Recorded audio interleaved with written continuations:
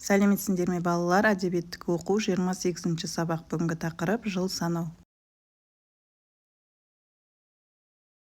Бүгінгі сабақта сұрақ қоя аласың және жауабын білесің.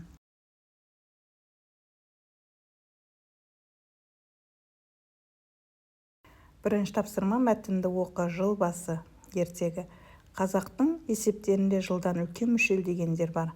Мүшел 12 жыл болады. Сол жылдардың аттары әр хайуанның аттарына ұқсайды. Мысалы, әуелі жыл мүшелде тышқан, екінші сиыр, онан соң барыс, қоян, ұлу, жылан, жылқы, қой, мешін, тауық, ит және доңыз.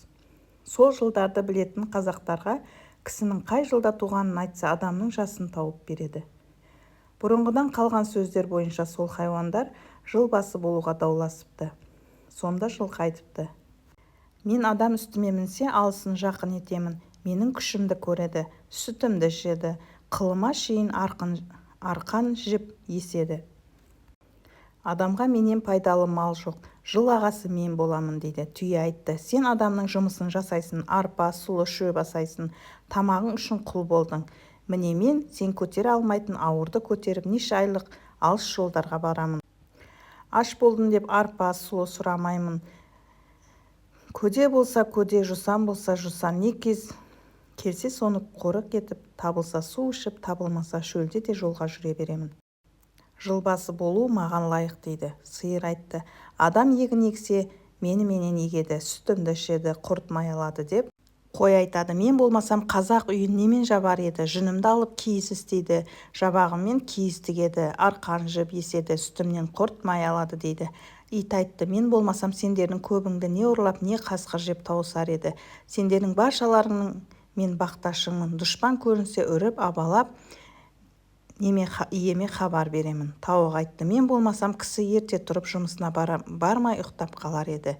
Мен таңертең тұрып шақырып хабар айтамын. Таң атты деп көп отырса жұмысыңнан қаларсың, жатар уақыт болды деп түн ортасында шақырамын, кеш болса тағы шақырамын, мезгіл болды деп дейді. Тышқан не айтарын білмей тұрды да біртүрлі қулық ойлап жиылған көпке айтты: бұл таласқа мен ешбір өнбес, күнді қарап тұралық та, кім бұрын көрсе сол жыл басы болсын дейді. Түйе өзінің бойына сеніп, менен бұрын кім көреді деп тышқанның сөзін қостап, бәрі қарап тұрады. Біраздан соң тышқан жорғалап түйенің үстіне шығып, өркешінің басына мініп отырады. Мұнан соң күнді бәрінен бұрын тышқан көріп, хабар беріп, жыл басы болған екен. Түйе бойына сеніп, жылдан құр қалды деген сөз осыдан қалған. Бабалар сөзі 100 томдық 73-ші том.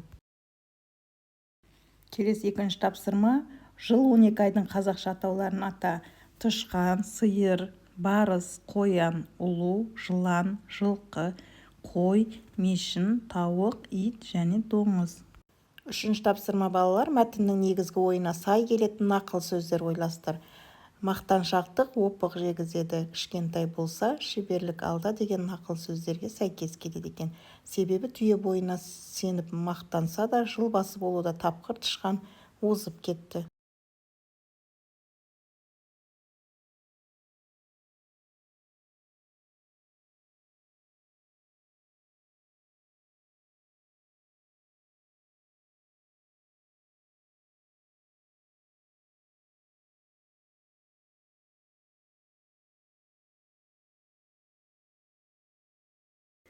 Бесінші тапсырма. Бөлімнің қалай аталып тұрғанына зер сал. Төмендегі сөздер қатарын толықтыр және түсіндір. Жыл, ай, күн. Сағат, минут, секунд. Бұл сөздер балалар уақыт өлшемдерін білдіреді екен. Жыл ең үлкен, секунд ең кіші өлшем. Соңғы 6-шы тапсырма. Ертегі бойынша 5-6 сұрақ құрастырып жауап беріңдер. Бірінші сұрақ. Мүшел не? Мүшел дегеніміз 12 жылдық кезең. Жыл басы туралы кім дауласты? Жануарлар. Жылқы не деді? Адамға көп пайдам бар деді. Сиыр не үшін пайдалы? Сүт береді, егінге көмектеседі. Түйе не деді? Ауыр жүк көтеремін деді. Балалар жазып аламыз. Балалар, бүгінгі сабақ аяқталды. Келесі сабақта кездескенше сау болыңдар. Каналға тіркеліп лайк басуды ұмытпаңдар.